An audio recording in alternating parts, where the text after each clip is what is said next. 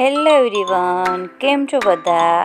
તો આજે તો મને મળી એક મસ્ત મજાની સરપ્રાઈઝ. બપોરનો ટાઈમ હતો તો પાર્સલવાળા આવ્યા. મેં વિચાર્યું કે મેં તો કંઈ મંગાવ્યું નહોતું. તો મેં પૂછ્યું હસબન્ડને કે પાર્સલ આવ્યું, કોણે મંગાવેલું? હસબન્ડ કે તારા માટે છે, જો ખોલીને તારા માટે સરપ્રાઈઝ છે. તો હું વિચારવા લાગી કે શું હશે. પછી મેં કરી નાખ્યું ફાઇનલી પાર્સલને અનબોક્સ. તો જે વસ્તુ મને જોઈતી હતી એ હસબન્ડે મારા કીધા વગર જ અપાવી દીધી. હું ખાલી જસ્ટ વિડીયો જોતી કે આ ગેજેટ જો મારી પાસે હોય તો કેવું સારું એમ. તો હસબન્ડે મને આજે મારી જે વસ્તુ મને જોઈતી હતી તે મારા વગર કીધે જ મને અપાવી દીધી. મને શોખ છે વિડીયો બનાવવાનો, તો હું છેલ્લા 1 વર્ષથી હું વિડીયો બનાવું છું. રેસીપી વિડીયો છે, કિડ્સ વિડીયો છે. તો ઘરે એમને બેસવું એના કરતાં કંઈ એક્ટિવ રહેવું સારું. તો મને વિડીયો બનાવવા ગમે છે એટલા માટે હું બનાવું છું. અને મને મારા હસબન્ડ છે એ સપોર્ટ કરે છે કે તને જે સારું લાગે, જે વસ્તુથી તને ખુશી મળે એ વસ્તુ તું કર.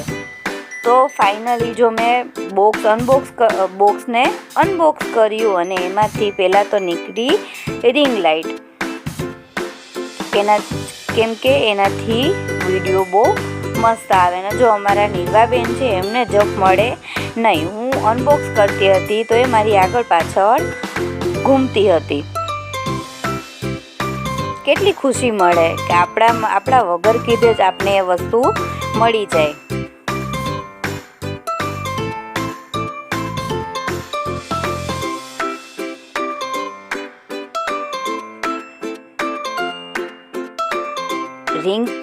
રિંગ લાઇટ નીકળી. હવે વારો છે બીજા બોક્સને અનબોક્સ કરવાનો.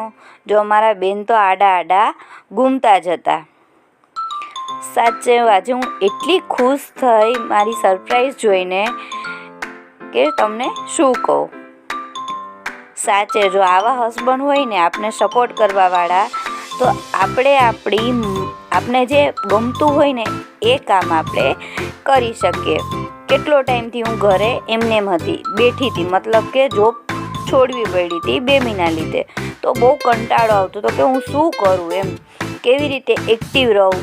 તો પછી મેં વિચાર્યું કે ચાલ હું કંઈ કરું. તો મેં મારું આઈડી બનાવ્યું અને રેસીપી વિડીયો બનાવવાના ચાલુ કર્યા. ધીમે ધીમે ફોલોવર્સ વધવા લાગ્યા અને હજુ બી વધે છે. તો એનાથી વિશેષ આપણે શું જોઈએ? તો જો આ છે એનું સ્ટેન્ડ જે મેં અનબોક્સ કર્યું છે.